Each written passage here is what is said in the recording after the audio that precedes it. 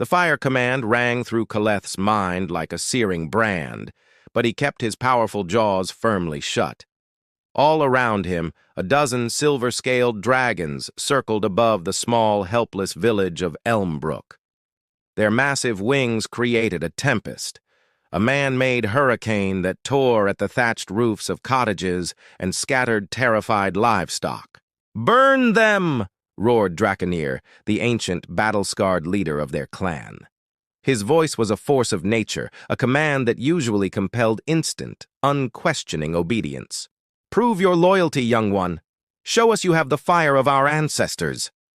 Below, the villagers scattered like ants, their screams of terror carried upward on the wind. Caleth's gaze locked onto a single heartbreaking scene, a mother, clutching two small children to her chest, desperately running for the safety of the forest's edge. An unbearable pain twisted in his chest. This felt wrong. This was wrong. I cannot," Caleth finally replied, his voice a mere whisper against the chaos. Draconir's massive head swiveled toward him, ancient yellow eyes narrowing to dangerous slits. "What did you say?" he hissed, the sound like grinding stones. "They have done nothing to us," Caleth said, his voice stronger this time, fueled by a conviction he didn't know he possessed. "This raid serves no purpose. It is nothing but cruelty."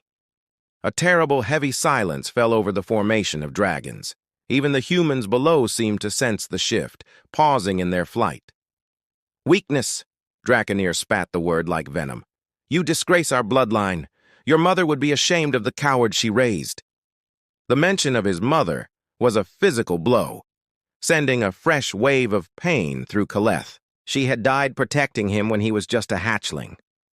Would she truly want this senseless slaughter? He had to believe she wouldn't. "I will not burn innocent lives," Caleth declared, his voice ringing with finality. He pulled away from the formation, his silver scales catching the sunlight like a defiant beacon. Draconir's resulting roar shook the very sky. "Then you are no longer of our clan! Exile! May the mountains freeze your heart, as it has clearly frozen your courage!" The other dragons turned as one, their eyes cold with judgment. Lyra, his own clutchmate, the one he had hatched beside, refused to meet his gaze. Not a single voice rose in his defense. He was utterly alone. With a mighty, sorrowful beat of his wings, Caleth turned and flew north, toward the desolate Silver Peak Mountains, the legendary place where dragons went to die. The frigid heights were said to slowly, painfully drain a dragon's inner fire until nothing remained but a frozen, lifeless statue. For 3 days and 3 nights, Caleth flew, each wing beat heavier than the last as the air grew thin and bitingly cold. Finally, exhausted beyond measure, he descended into a narrow, hidden valley nestled between towering, snow-capped peaks. In the valley's heart stood the silent ruins of an ancient temple, its stone walls collapsed and covered in creeping vines. It wasn't much, but it would provide shelter. As Caleth approached, a scent caught his attention. Humans, and they were recent. He landed cautiously, his massive talons crunching in the fresh snow. "Who's there?" he called out, then immediately regretted it. To human ears, it would only be a fearsome growl. A small stone clattered across the courtyard. Caleth turned, catching sight of a figure darting behind a crumbling wall. Then he saw another movement, a small child, peeking out from behind a fallen column. "I mean you no harm," Caleth said softly, knowing the words were useless. He lowered his massive body to the ground, folding his wings tight against his back, trying to make himself appear as small and non-threatening as a dragon possibly could. A young woman stepped out from the shadows. A makeshift spear trembled in her hands, but her dark eyes were determined, betraying only a flicker of fear. Behind her, several others huddled, mostly children, all of them thin and weary. "Dragon," she said, her voice steadier than her hands. "If you've come to finish what the others started, know that we won't die without a fight." Caleth blinked in surprise. These must be survivors from another village his clan had raided. I am alone, he responded, again forgetting the language barrier. He focused on conveying peace through his posture. The woman took a careful step forward. You're different. You haven't attacked. For a long moment, they just studied each other, the exiled dragon and the human survivor. Then, without warning, a young boy darted out and threw a rock, which bounced harmlessly off Caleth's thick scales. Thomas, no! The woman cried, pulling the child back. Caleth remained perfectly still, his eyes soft as they met the woman's gaze again. My name is Naya, she said suddenly, lowering her spear just a little. And I think you might be as lost as we are. In that moment, in the heart of the desolate mountains, something shifted between them. The first fragile thread of understanding in a world that had shown them both nothing but cruelty. Thank you so much for watching. If you enjoyed this story, please consider liking the video and subscribing to the channel for more tales from incredible worlds. We'll see you next time. Winter fell on the Silver Peak Mountains like a hammer blow.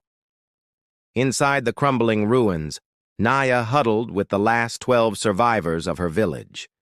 9 were children, 3 were adults, and all of them were freezing as the wind howled through the broken walls. We won't survive another week, whispered Eldon, the old village healer. His hands, worn by a lifetime of work, trembled as he fed a few last twigs into their pathetic little fire. The tiny flames flickered, struggling against the endless cold. Naya's gaze drifted to the massive silver shape curled at the edge of their makeshift shelter. For 3 weeks, a fragile peace had held between the humans and the dragon they now called Caleth. He kept his distance, a silent, imposing guardian, and they did their best to hide the terror that still lingered in their hearts. But desperation was a powerful motivator. We might, Naya said, her voice surprisingly steady. She pushed herself to her feet. Every eye in the room followed her as she walked toward the dragon. The air grew thick with unspoken fear. Caleth's eyes snapped open. They were a stunning, iridescent blue, with pupils that narrowed into sharp slits as she drew near. Naya's heart pounded, but she forced herself to stand tall. The children are freezing, she said, her voice clear and simple. She didn't know if he could understand her words, but she hoped he could understand her intent. We need warmth. The great dragon tilted his head, a gesture of ancient curiosity. He seemed to grasp her meaning, the raw desperation in her tone. With a movement that was impossibly slow and deliberate, he began to uncurl his colossal body. The other survivors scrambled back, pressing themselves against the cold stone walls, their faces pale with fear. But Naya held her ground, her gaze locked with his. Caleth moved to the center of the ruins. He lowered his magnificent head to the floor, and then he exhaled. But it wasn't the destructive fire they had all feared. It was a soft, gentle breath of warmth. A warm orange glow pulsed from deep within his chest, and a current of blessed heat flowed out, filling the chamber and pushing back the deadly cold. Little Thomas, the bravest of the children, was the first to move. He stepped forward cautiously, his small hands outstretched as if reaching for the sun. It's like summer, he whispered, his voice filled with pure awe. That night, for the first time in weeks, no one shivered. The humans slept in a circle around Caleth, his body a living furnace against the mountain's relentless assault. In the quiet darkness, Naya found herself lying near his massive head. Overcome with gratitude, she reached out and hesitantly placed a hand on his silver scales. They were smooth and surprisingly warm, and beneath her palm she felt it, a steady rhythmic beat, a dragon's heartbeat so much like her own. 3 years passed. The ruins were no longer a place of despair, but a sanctuary, a home hidden from the world. Stone walls had been rebuilt, and terraced gardens clung to the mountainsides, green and full of life.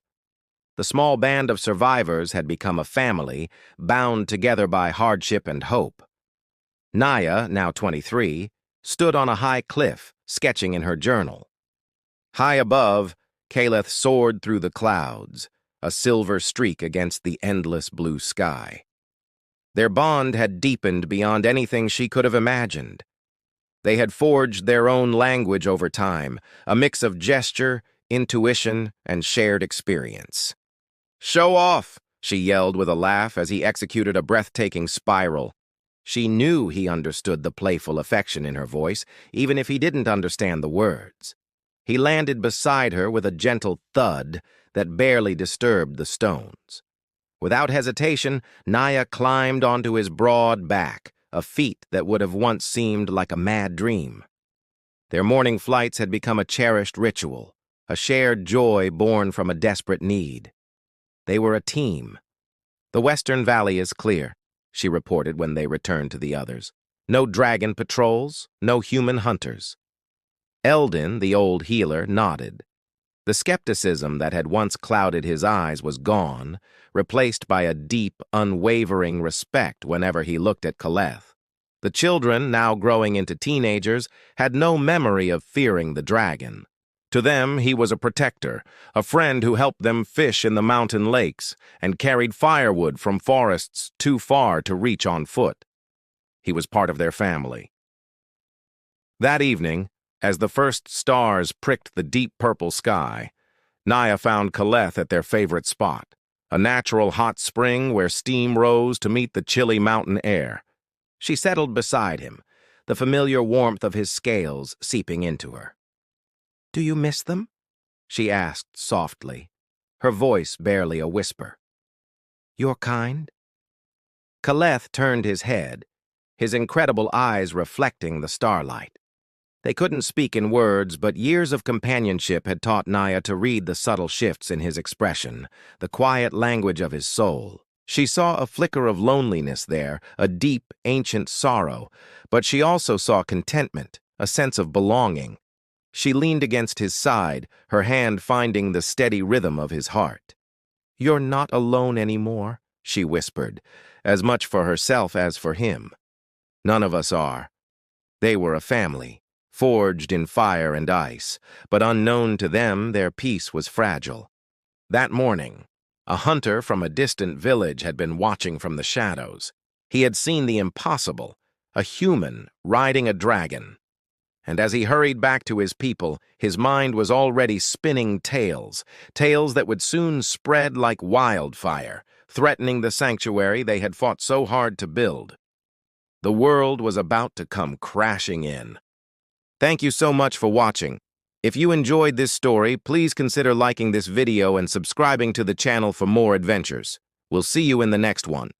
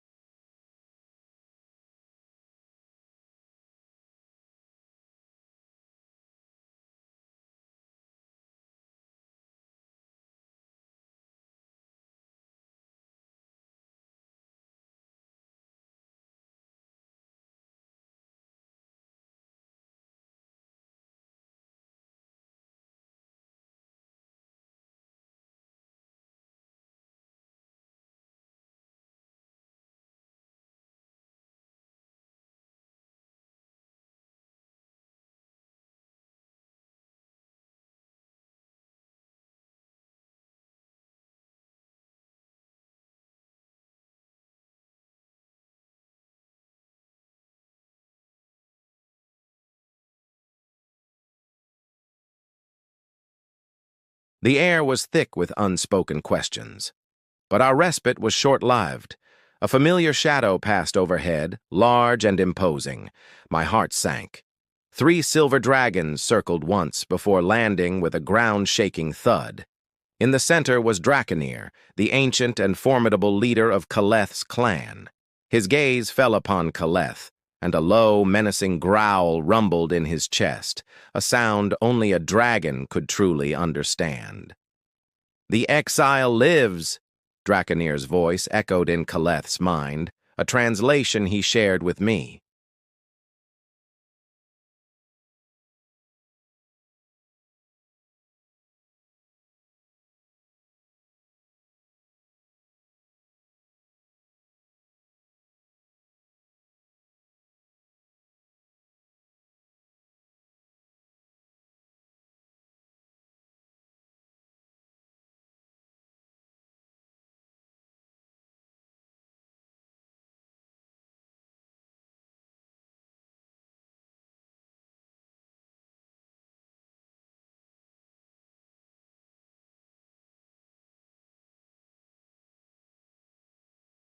"For generations," I began, my voice carrying across the meadow, "we have known only fear and hatred between our kinds. We've lived as enemies, separated by stories and suspicion. But another path exists, a path of cooperation, of understanding. We have already started to build it, Caleth and I, in the hidden places of these mountains." Draconir, his massive form eclipsing the others, fixed his ancient, unreadable eyes on me. His voice, a deep rumble like shifting continents, was translated by Caleth for all the humans to hear.